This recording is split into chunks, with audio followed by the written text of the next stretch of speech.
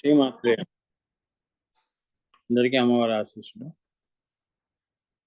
దశమహావిద్యలు అమ్మవారి యొక్క 10 అంశ రూపాలు. పూర్ణ రూపం నుంచి సృష్టి క్రమంలో కిందకి వస్తున్నప్పుడు అవన్నీ అంశాలు అవుతాయిగా, అంతే. సో అందులో ఇప్పటి వరకు మనం 5 చెప్పుకున్నాం అమ్మవాళ్ళవి. ఇవాళ 6వది అవతారం అంశ. దాని పేరు ప్రచండ చండీ విద్య అంటారు. ఇది దీని యొక్క ప్రచండ చండీ విద్య గురించి విస్తృతంగా మనం ఓపికగా తెలుసుకుందాం. ఎందుకంటే ఇది అమ్మవారి యొక్క 6వ అంశ రూపం కదా. ఇన్ని ఆ తల్లి దయతో మనం 6 అంశ రూపాలు మనకి అర్థమైనవి. మన స్థూలంగా అర్థం వేరు, సూక్ష్మంగా అర్థం వేరు. అదే అంతర్గత రహస్యాలు అంటే. సూక్ష్మంగా తెలుసుకోవటం గొప్పది కదా. అది అమ్మ అనుగ్రహం ఉండాలి. స్థూలంగా అంటే ఏ గురువు చెప్పినా కూడా అది అర్థమైపోతుంది. కానీ సూక్ష్మంగా అంతరార్థం తెలుసుకోవాలి అంటే ఒక సమర్థ గురువులు, ఒక అమ్మవారు అనుగ్రహం, అదే గురు కృపాహి కేవలం, మాతృ కృపాహి కేవలం. ఎందుకంటే వారు ఒకటి చెప్తే మనం ఒకటి అర్థం చేసుకుంటాం స్థూల విద్యలో. ఇప్పుడు మనుషులు కూడా అలానే కదా, they have been mistaken identities అంటారు. మొహం చూసి మనం నిర్ణయిస్తాం, కానీ నిజంగా లోపల వాళ్ళు చూడటానికి కఠినంగా ఉంటారు, లోపల చాలా మెత్తగా ఉంటారు. అదే కదా, స్థూలం వేరు, సూక్ష్మం వేరు. సో ఏది విషయమైనా కూడా ఇది దశమహావిద్యలనే కాదు, జీవితంలో ఎవరిని కలిసినా, ఎవరితో మాట్లాడినా, ఇంటి వాళ్ళు కానీ బయట వాళ్ళు కానీ, ఎప్పుడు మనం లోపల అంటే వారి మనసుని అది తెలుసుకొని మనం స్నేహం కానీ మాట్లాడటం కానీ చేయాలి. చాలామంది ఏంటంటేనన్నా స్థూలంగా నమ్మేసేసి మోసపోతూ ఉంటారు. ఇప్పుడు మనం కూడా అంతే కదా. స్థూలంగా చెప్పటం వేరు, మనసుతో చెప్పేవి వేరు. అది రాజకీయాలు కానీ ఇంకేదైనా రంగం కానీ. వాళ్ళు చెప్పేస్తారు, వాగ్దానాలు చేసేస్తారు, నిలబెట్టుకోరు. స్థూలంగా మనం ఏంటి నమ్మేసేసి వాళ్ళకు ఓట్లేసేస్తాం. కానీ అంతర్గతంగా మనం వాళ్ళ ఉద్దేశాలు, వారి యొక్క ఆలోచన విధానం మనకు తెలియదు. అవునా, చూసారా? అందుకే ఏంటంటేనమ్మా, ఈ మాయని మనం తొలగించుకోలేకపోతున్నాం. అందుకే మనం ఏమవుతున్నాము, అందరి చేతుల్లో మోసపోతున్నాం. సో చెప్పొచ్చేది ఏంటంటే, ఒక భగవంతుడి యొక్క స్థూలంగా మనం భగవంతుడిని తెలుసుకోవటం వేరు, సూక్ష్మంగా తెలుసుకోవటం వేరు. ఈ విద్య నీకు గనక వచ్చింది అంటే నువ్వు ఈ 14 లోకాల్లో ఎక్కడికి వెళ్ళినా కూడా ఏమ్మా నువ్వు మోసపోవు. నువ్వు ఏదైతే అనుకుంటావో అదే జరుగుతుంది. ఎందుకంటే నీ గురువులు నీకు ఇచ్చిన వరం ఏమిటి? అంతర్గత ఏ వస్తువైనా లోపలిది ఏమ్మా, లోపల అర్థం, పరమార్థం చెప్పి అటువంటి గురువులు నీకు చెప్పారు. సో లోపల పరమార్థం దగ్గర నువ్వు ఉన్నావు అంటే అమ్మవారి పాదాల దగ్గర ఉన్నావు అని విగ్రహాల దగ్గర మనం ఉండటం కాదు. అమ్మ దగ్గరగా ఉండటము అంటే ఏంటంటే అంతర్గతంగా ఈ చండీ విద్యలో అమ్మవారిలో ఉన్నారు కదా, వీరి అంతర్గతం తెలుసుకోవాలి. అర్థం, తాత్పర్యాలు, పరమార్థాలు తెలుసుకోవాలి. ఏది అడగాలి, ఆ మహా తల్లులు ఎవరైతే ఉన్నారో వారి దర్శనం ఇచ్చినప్పుడు నువ్వు ఏం అడగాలి, ఆ తల్లిని ఎలా చూడాలి అన్నది ముఖ్యం. సో ఇప్పుడు ఇది ఉపోద్ఘాతము. ఇప్పుడు ఇంకా విద్యలోకి వెళ్దాం. ప్రచండ చండీ విద్య. ప్రచండ చండీ చాలా విస్తృతమైన విద్య, గహనాతి గహనమైన విద్య, గుహ్యాతి గుహ్యమైన రహస్యము ఇది. ఈ విద్య ఏమిటి? గుహ్యాతి గుహ్యమైన అన్నాడు, అలానే విస్తృతమైన విద్య అన్నాడు. విస్తృతమైన విద్య అంటే ఇది ఇక్కడి నుంచి మొదలుపెట్టి అక్కడికి అంతం అయిపోతుందండి, 4 పేజీల్లో అయిపోతుందండి అని చెప్పేది కాదు. ఈ అమ్మవారు చాలా విస్తృతమైన విద్య. ఒకటి తెలుసుకుంటే పైనది కూడా తెలుసుకోవాలి గదా! ఈ అమ్మవారి యొక్క తుది, మొదలు అనేది నువ్వు పట్టుకోవటంలోనే చివరికి పరాశూన్యం దాకా గూడా నువ్వు ఆ ఈశ్వరుడు దాకా వెళ్ళాల్సొస్తుంది. అందుకే అది విస్తృతమైన విద్య. ఇక్కడ స్థూల ఆకాశం నుంచి నువ్వు మొదలుపెట్టి, అక్షరం నుంచి మొదలుపెడితే పరమార్థం దాకా గూడా తీసుకెళ్ళే విద్య. అన్ని ఆకాశాల యొక్క అంతర్గతాలు నువ్వు తెలుసుకుంటే, నువ్వు అటువంటి పరాకాశం గురించి తెలుసుకుంటావు. అది తెలుసుకున్నావు అంటే, ఈ ప్రచండ చండీ అనేది నీకు ఈ విద్య నీకు అబ్బింది అని. హ్మ్. అంతే గదా! ఒక సంసారాన్నే మనం దేనితో పోల్చాము? సముద్రంతో పోల్చాం. సంసారం సాగరం అండి అన్నాం. ఏముంది అందులో సంసారంలో పెద్ద సముద్రంతో అంత పోలిస్తే, ఇంకా ఇటువంటి అమ్మవార్ల గురించి ఎన్ని సముద్రాల గురించి మనం తెలుసుకోవాలి. అవునా? ఇప్పుడు సంసారం అంటే మన ఈ భూతలమే కాదు కదమ్మా! దేవతలకి సంసారాలుంటాయి. ఓం భూ, ఓం భువ, ఓం శువ, ఓం మహ. అక్కడ పెళ్ళిళ్ళు చేసుకున్నారు. అక్కడ సంసారాలు చేస్తున్నారు. అక్కడ సాధక బాధకాలేంటో వాళ్ళకి తెలుసు. మనకేం తెలుసు? సో, దీన్నే మనం హ్మ్. ఇదో పెద్ద సంసారం అండి. సంసారం అనేది సాగరం అండి అని నువ్వు అంటున్నప్పుడు, మరి అమ్మవారి చండీ విద్య ఎంతుండాలి? విస్తృతమైన విద్య. మళ్ళీ ఏమంటున్నాడు? గహనమైన విద్య. గహనాతి గహనం. అమ్మో! వాళ్ళని తెలుసుకోవటం గహనాతి గహనం అండి బాబు. మా పిల్లలు అల్లరి చేస్తున్నారు బాబోయ్! గహనాతి గహ్యం వాళ్ళ గహనాతి గహనమైన అంటే గహనాతి అంటే ఏంటంటే, ఎవరు చెప్పినా వినరండి అల్లరి మానరు అని. సో, ఈ విద్య ఎటువంటిది? గహనాతి గహనమైన విద్య. గుహ్యాతి, గుహ్యాతి అంటే రహస్యము అని. రహస్యాతి రహస్యమైన విద్య ఇది చండీ విద్య అంటున్నాడు. రహస్యాతి రహస్యము అంటే మామూలుగా మన మనసులో పక్క వాళ్ళకి మన మనసులో ఆలోచనలు చెప్పటమే సర్వసాధారణంగా చెప్పము. అన్నీ రహస్యంగా ఉంచుకుంటాం.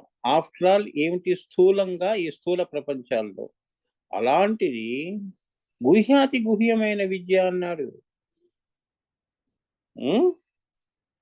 మరి అమ్మవారి విషయం వస్తే ఎంత రహస్యం అది? నువ్వు తెలుసుకుంటావు గదా! ఇది ఇది ఈ రహస్యం తెలుసుకున్నాను అని నువ్వు అంటున్నావంటే, అది నువ్వు తెలుసుకున్నంత వరకే అది పరిపూర్ణం అనుకుంటున్నావు. అయ్యో! ఇంకా పెరుగుతుందేంటండి ఇది? భూతలము. ఓం భూ, ఓం భువ, ఓం శువ, ఓం మహ అనుకుంటా అమ్మవారు ఎక్కడి దాకా వెళ్ళిపోతోంది? పరాశూన్యం దాకా వెళ్ళిపోతోంది. అయ్య బాబోయ్! ఎన్ని 8 ఆ రహస్యాలు తెలుసుకుంటే ఈ యొక్క చండీ విద్య అర్థమవుతుందా? అవునా? ఒక ఆకాశాన్ని పట్టుకొని నాకు అర్థమైపోయింది చండీ విద్య అని జెప్పేసి. అదే స్థూల విద్య. ఇప్పుడు అదే చెప్తారు గురువుగారు. స్థూల విద్యలు వేరు, సూక్ష్మ విద్యలు వేరు. అది ఇప్పుడు నేను చెప్పేదంతా కూడా ఆధ్యాత్మికమే పరిమితమైందని అనుకోకండి. ఆది భౌతికంలో గూడా ఇవాళంతా చూడండి మీరేం జేశారు? అవునా? సేమ్. ఏమ్మా! ఎందుకు ఆధ్యాత్మికాన్ని పెంచుకోమని మేము చెప్తామంటే, ఎక్కువ మనంతట మనం ధైర్యం తెచ్చుకోలేం. అవునా? తట్టుకునే శక్తులు ఈ ఆధ్యాత్మికంలో ఏంటంటేనమ్మా నశ్వరము, ఈశ్వరము అన్నది తెలుసుకున్న తర్వాత అన్ని కష్టాలు మనం భరిస్తాం. పోన్లేనండి భగవంతుడు నాకిలా పరీక్ష పెట్టాడు. పర్వాలేదు ఈ పరీక్ష ఎప్పుడు ఉంటుందా? అది సామాన్యుడికి ఇటువంటి ఆధ్యాత్మికం అనే జ్ఞానం లేనివాడు ఏమవుతాడు? బెంబేలెత్తిపోయి నాకేదో అన్యాయం జరిగిపోయిందన్నట్టు మాట్లాడతాడు. అవునా? సో, ఆధ్యాత్మికం వేరు జేసి, ఆది భౌతికాన్ని వేరు చేయటం అనేది తప్పు. ఫస్ట్ కల్టివేట్ యువర్ ఆధ్యాత్మిక మైండ్. అది మీరు పెంచుకోండి. అదే సంస్కారాలు అంటారు. దివ్య సంస్కారాలు ముందు వస్తే, తర్వాత జీవ సంస్కారాల్లో వచ్చిన సాధక బాధకులు నువ్వు ఎదుర్కోగలుస్తావు అని జెప్తున్నారు. లేదు అంటే కన్సల్టెన్సీ ఎవరో కౌన్సిల్‌ని పట్టుకోవాలి. ఏవండీ మాకు ఈ సమస్యొచ్చిందండి. ఏమిటి మీ అభిప్రాయం? ఎందుకు వాడిచ్చేదేంటి జవాబు నీకు? ఎందుకంటే యూ ఆర్ ల్యాకింగ్ దట్ ఆధ్యాత్మిక మైండ్. అర్థమైందా? నీకు నువ్వు ధైర్యం చెప్పుకోలేని స్థితిలో దిగజారిపోతున్నాం మనం. అది మనకి తెలియట్లేదు. అది పక్క వాళ్ళకి అడ్వాంటేజ్ అవుతుంది. అవునా? సో, అన్నిటిని సమతుల్యంలో తెచ్చుకోవటం ఈ ఆధ్యాత్మికం చేస్తుంది అని దాని యొక్క అంతరార్థం. ఓకే. ఇప్పుడు దశమహావిద్యలో ఈ ప్రచండ చండిక అనబడే చిన్నమస్తా విద్య 6వ విద్య. ఈ అమ్మవారిని చిన్నమస్తా అని కూడా మరి ఒక పేరు ఉన్నది. ఇది 6వ విద్య. చిన్నమస్తా, ప్రచండ, చండి అన్నా కూడా ఇద్దరు కాళీతత్వాన్ని పూర్వమే అధ్యయనం చేశాం. కాళీతత్వాన్ని మనం చెప్పాను కదమ్మా, అధ్యయనం చేశాము. కాళీతత్వం యొక్క అంతర్ముఖ ఉపాసనా లక్షణమే చిన్నమస్తా అనబడి ఈ ప్రచండ చండి. ఈ కాళీ అమ్మవారు ఉంది, ఇంతకుముందు మనం చెప్పాను కదమ్మా, మీరు ప్రీవియస్ లెక్చర్స్కి వెళ్ళండి, వినండి. కాళీ అంటే ఏం చెప్పాడు గురువు గారు. ఆ కాళీ అమ్మవారి తత్వమే అంతర్ముఖంగా ఆరాధన చేయటం. అంతర్ముఖంగా అంటే మనసులో, అంతర్యాగంలో నువ్వు ఉపాసన చేస్తావు కదా, అది కాళీతత్వము. ఆ కాళీతత్వాన్ని అంతర్ముఖంగా ఉపాసన చేసే తల్లినే ఏమంటున్నావు? చిన్నమస్తా అంటున్నావు. ఏమంటున్నావు? చిన్నమస్తా అమ్మవారు. ఈ చిన్నమస్తా అమ్మవారే ప్రచండ చండి. కాళీ బహిరంగ ఉపాసన. ఈ కాళీ అమ్మవారు ఏమిటి? బహిరంగ ఉపాసన అంటే నీ కళ్ళతో నువ్వు చూస్తావు. కలకత్తా కాళీ ఉందిగా, చూడగలుస్తావా కలకత్తా కాళీ అమ్మవారిని? గుండె జబ్బులు ఉన్న వాళ్ళు, ఇటువంటి వాళ్ళకి అక్కడ లోపల ప్రవేశమే లేదు. నిలువెత్తు విగ్రహం, నాలిక బయటికి వచ్చి, అది బహిరంగ ఉపాసన. అంత లోపల ఉపాసన ఏమిటి? చిన్నమస్త చండీ విద్య అంటారు. ఈ కాళీ అమ్మవారిని లోపల చిన్నమస్త చండీ విద్య. అర్థమైందా? కాళీ అమ్మవారిది బహిరంగ ఉపాసన, చిన్నమస్త అంతరంగ ఉపాసన. సో ఇంతకు మినహా ఈ రెండిటి యొక్క తత్వముల్లో ఇంతకంటే ఎక్కువ ఏం లేదు. ఈ యొక్క రెండిటి యొక్క తత్వములలో పెద్దగా భేదం ఏమీ లేదు. ఒకటేమో బయట పూజ చేస్తాం, ఒకటి లోపల చేస్తాం. అవునా? ఏం లేదమ్మా, సింపుల్ తల్లి. మీకు ఒక సాపేక్షంగా ఒక ఉదాహరణ ఇస్తాను. మన భర్తలు ఉన్నారు, బయట ఆయన కాళీతత్వం అనుకోండి, లోపల ఏం చేస్తాం? భర్తను ఆరాధిస్తాం. అవునా? అందుకంటే ఏం లేదు భేదం. లోపల ఆరాధన, అదే చిన్నమస్త, అదే చండీ విద్య అంటారు. సో బయట నువ్వు చేస్తున్నావు అంటే, బయట నేను ఎక్కువ అభిమానిస్తానండి మా భర్తని లేదా మా భార్యని, అట్లా. అది బయట ఉపాసన, లోపల ఆరాధన. ఈ చిన్నమస్త అమ్మవారు చండీ విద్య, ఈమెకి చిన్నమస్త అని, ఇది లోపల ఉపాసన చేసేదని. ఇంతకంటే పెద్దగా భేదం ఏం లేదమ్మా అని చెప్తున్నారు పెద్ద గురువులు. ఏమ్మా? కానీ ప్రస్థానంలో మాత్రము భేదం ఉంది అన్నాడు. ప్రస్థానము అంటే నీ జీవిత ప్రస్థానము, అది లౌకికం కానీ అలౌకికం కానీ, నీ సంసారము కానీ లేదా ఆధ్యాత్మికమైన సంసారం కానీ, అంతే కదా. ఈ రెండిట్లో భేదం అయితే ఉంటుంది.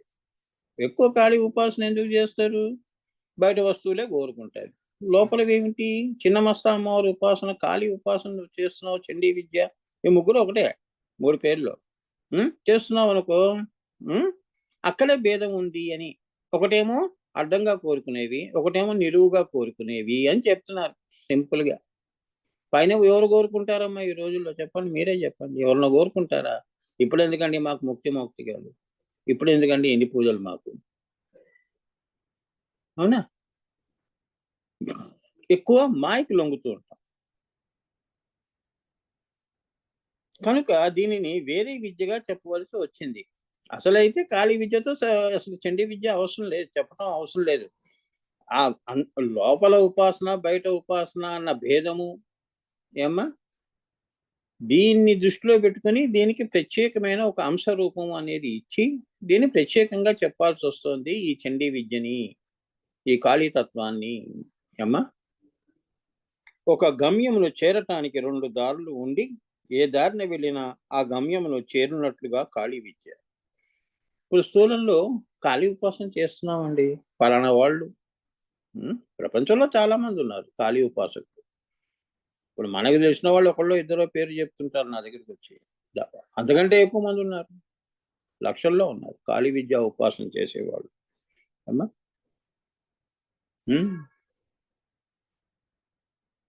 వాళ్ళు ఎక్కడున్నారు? ఎలా చేస్తున్నారు? వాళ్ళంతా కూడా కాళీ ఉపాసనే. కానీ వాళ్ళంతా కూడా చిన్నమస్తా ఉపాసన చేస్తూ ఉంటారు. కొందరు బయట కాళీ అంటే బహిర్ రూపంలో బయట కంటికి కనిపించే ఆ రూపం పెట్టుకొని చేసేవాళ్ళు. ఇప్పుడే చెప్పాను కదా! ఆ భేదం. లోపల ఉపాసన చేసే వాళ్ళందరూ కూడా చాలా దూరంలో ఉంటారు. మనుషులకు దూరంగా ఉంటారు. అందుకే వాళ్ళు మనతో ఎక్కువగా సాంగత్యం అనేది ఉండదు. వాళ్ళ పేర్లు తెలియవు పాపం. మహానుభావులున్నారమ్మా. మనమే మహానుభావులు అనుకోకూడదు. ఆ అహం ఉండకూడదు అమ్మవారి దగ్గర. ఏమ్మా! నాకు తెలిసిందంతా నీ దయతో తెలిసిందమ్మా అని మనం ఎప్పుడూ కూడా వినయంగా ఉండాలి. విద్య ఏం నేర్పాలి? వినయం నేర్పాలి. అహంని నేర్పకూడదు. వినయంగా ఉన్నావనుకో ఎవరైనా నీకు ఏ పనన్నా చేసి పెడతారు. అవునా? ఇప్పుడు భర్తల ముందు లేదా భార్యల ముందు భర్తలు ఏదన్నా కొద్దిగా నెమ్మదిగా చెప్తే సరే అంటాడు. అవునా? ఒక విధానం ఉంటది. అప్రోచ్ అంటారు కదా! దాన్ని. అప్రోచ్ అంటారు. ఎవరిని పడితే ఒకరితో ఏదో నీకు అలవాటు అదే అలవాటు అందరికీ ఒకే మందు ఇవ్వలేం కదమ్మా! అవునా? ఏ మనుషులను కలుస్తున్నాం మనం? ఎవరితో ఎలా మాట్లాడాలి? అన్నది తెలిసి మనం అలానే దేవతల్లో కూడా ఉంటుంది. ఏమ్మా! చినమస్త అమ్మవారిని బయట కోరికలు కోరితే ఎలా? గదవా నువ్వేమో నీ దారేమో వేరుగా ఉంది. పైకన్నావు, పైన చూపిస్తున్నావు. మళ్ళీ నువ్వు అడ్డమైన కోరికలు కోరుతున్నావేమిటి? నా కాళీ రూపాన్ని ఉపాసన చేయి నీకు ఆ కోరిక తీరుస్తా అంట.